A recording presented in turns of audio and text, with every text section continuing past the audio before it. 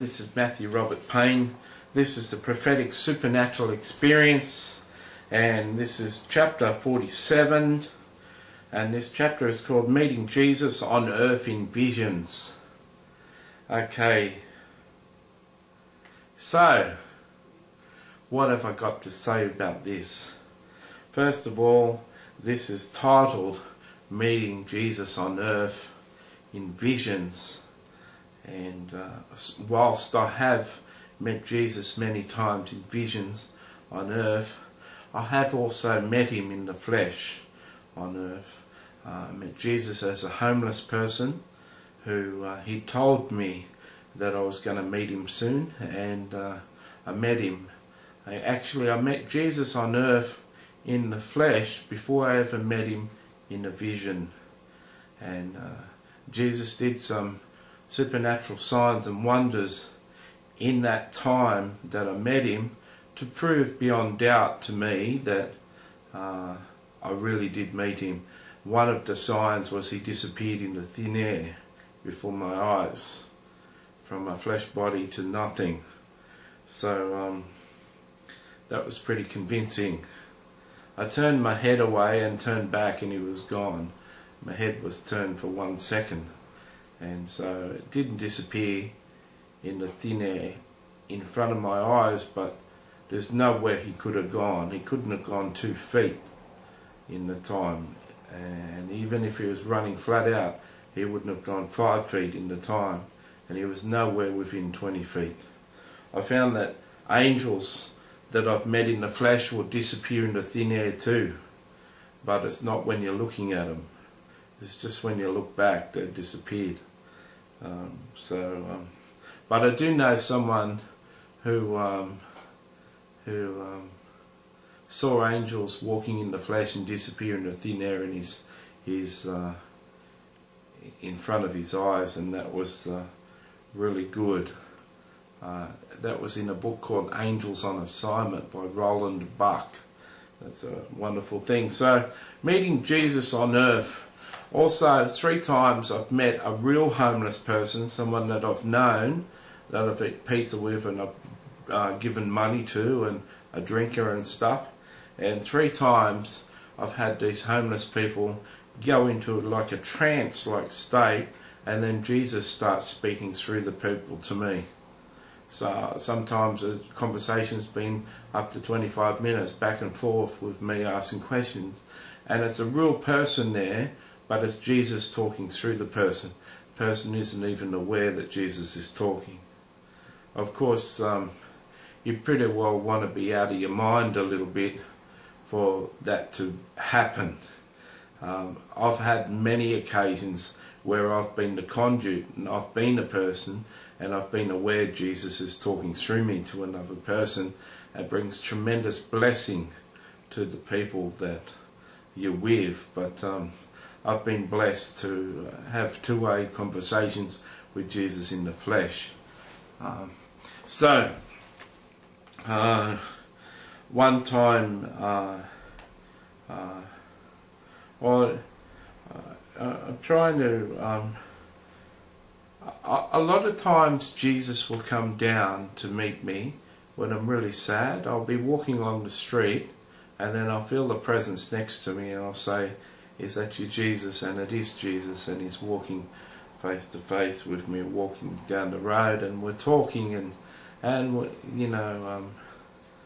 he walks with me, and he talks with me, and he tells me I am his child, and so it's wonderful.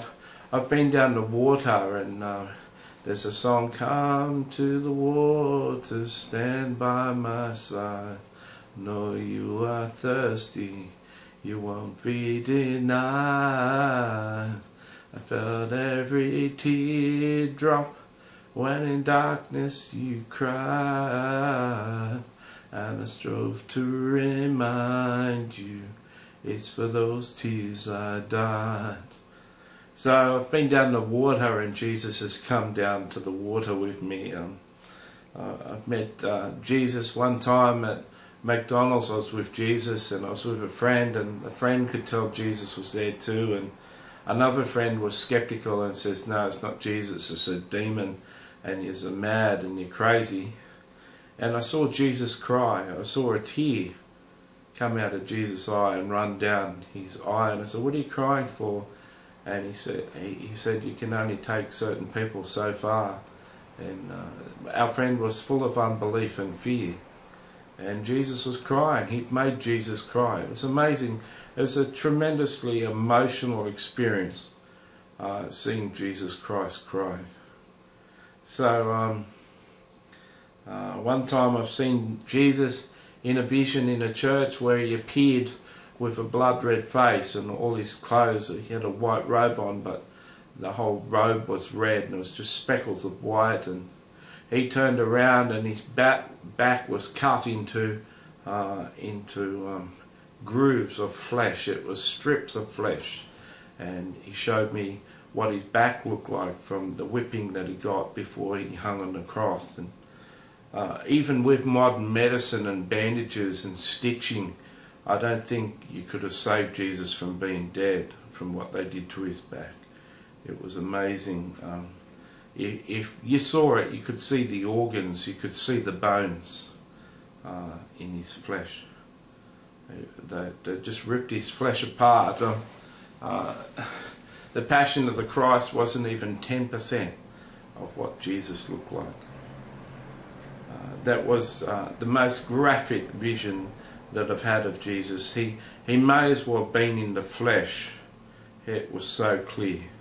In fact, when he walked in the church, he said, I want you to really look at me today. And most of the time I've seen Jesus in visions, I haven't really focused my eyes and my spiritual eyes in, because I didn't want to see him shining in his glory, because I can't handle it. All my life, so much of my life I've been depressed and suicidal, and if I saw him smiling and full of love, I'd go and kill myself to be with him for eternity. And so even though I met him quite a number of times, I'd never focused in.